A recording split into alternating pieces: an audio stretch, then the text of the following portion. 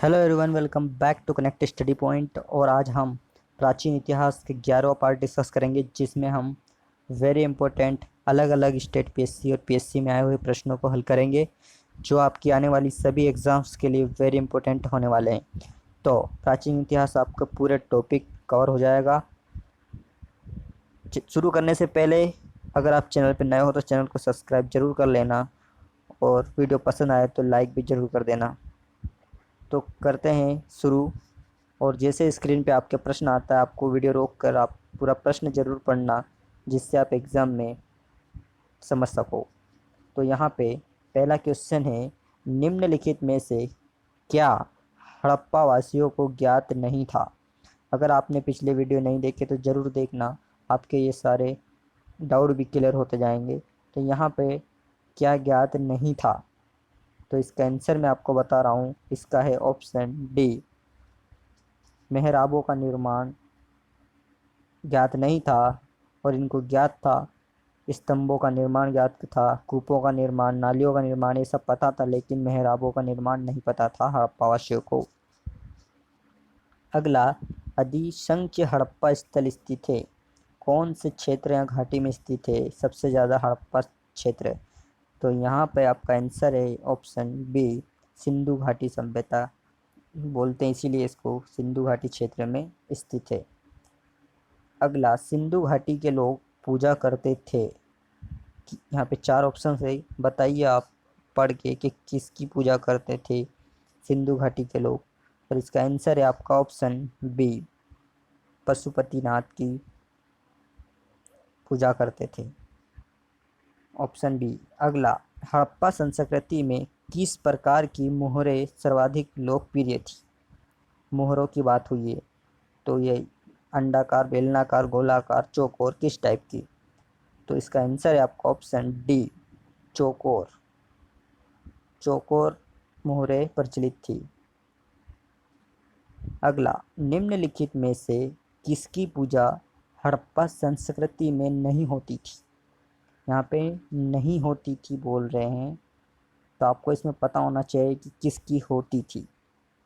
तो इसका आंसर है आपका ऑप्शन डी, यहाँ पे विष्णु भगवान की नहीं होती थी पूजा, बल्कि मातृ देवी, शिव, पीपल, इनकी पूजा होती थी हड़प्पा संस्कृति में। ओके। अगला, निम्नलिखित, यहाँ पे 2 स्टेटमेंट दिए हैं, तो इनको पढ़ना है, बताना है कौन सा सही है। 3 दिए हैं स्टेटमेंट यहाँ पे, और इसका आंसर मैं आपको बता रहा हूँ, फिर पढ़ के बताता हूँ। तो इसका है ऑप्शन बी, यानी फर्स्ट स्टेटमेंट और सेकंड स्टेटमेंट सही है। यहाँ पे बोला गया है कि मोहनजोदड़ो, हड़प्पा, रोपड़ और कालीबंगा सिंधु घाटी सभ्यता के प्रमुख स्थल है। तो ये सही है। हड़प्पा के लोगों ने सड़कों तथा नालियों के जाल के साथ नियोजित शहरों का विकास किया था। तो ये भी सही है। और हड़प्पा के लोगों को धातुओं के उपयोग का पता नहीं था, ये गलत है, उन्हें धातुओं का ज्ञान था। अगला, हड़प्पन स्थल सनोली के अभी हाल के उत्खननों से प्राप्त हुए हैं। ये नया स्थल मिला है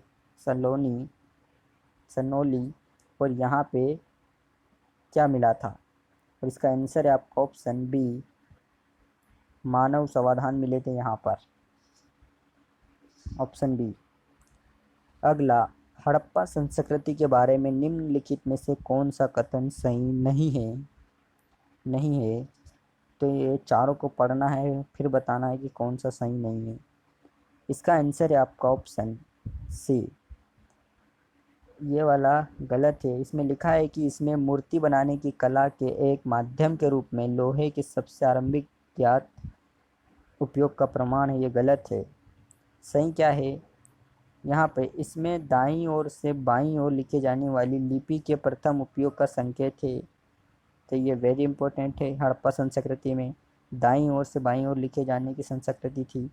यहाँ उपमहाद्वीप में प्रारंभिक नगरों की साक्षी रही है। और इसमें मूर्ति बनाने की कला के एक माध्यम के रूप में पत्थर के सबसे प्रारंभिक ज्ञात, यहाँ पे पत्थर का हुआ था, ना कि लोहे का। तो इसलिए ये ऑप्शन सी गलत हो जाता है। अगला, हड़प्पा संस्कृति के लोग लाजवरत निम्न में से किस देश से प्राप्त करते थे? ये पिछले वीडियो में भी आपका आया था, वहाँ पे अलग क्वेश्चन बना था, तो बताना है किस देश में से आयात करते थे। और इसका आंसर है आपका ऑप्शन डी, अफगानिस्तान से। ये वेरी इंपॉर्टेंट है, लाजवर्थ। अगला, हड़प्पा सभ्यता के लोग निम्न में से किसकी पूजा करते थे? अब यहाँ पे किसकी पूजा करते थे पूछा है, तो आपको बताना है, और इसका आंसर है आपका ऑप्शन सी, पशुपतिनाथ की पूजा करते थे। ब्रह्मा, विष्णु और गणेश की नहीं करते थे। अगला, सिंधु सभ्यता के लोग किस धातु का प्रयोग नहीं करते थे? तो इसका आंसर है आपका ऑप्शन बी, लोहे का उपयोग नहीं करते थे। कांस्य, स्वर्ण और चांदी का उपयोग करते थे, लोहे का उपयोग नहीं करते थे। अगला, निम्नलिखित में से कौन सा एक हड़प्पा प्रस्थल हिंदू कुश पर्वत श्रृंखला के उत्तर में स्थित है? एक हड़प्पा कौन सा है इनमें से जो हिंदू कुश पर्वत श्रृंखला है वहाँ के उत्तर में स्थित है? और इसका आंसर है आपका ऑप्शन डी, सोरतुगाई। ये याद रखना है नाम इसका। अगला, हड़प्पा कालीन स्थलों में अभी तक किस धातु की प्राप्ति नहीं हुई है? इन धातुओं में से बताना है कौन सा अभी तक हड़प्पा संस्कृति में नहीं मिला है।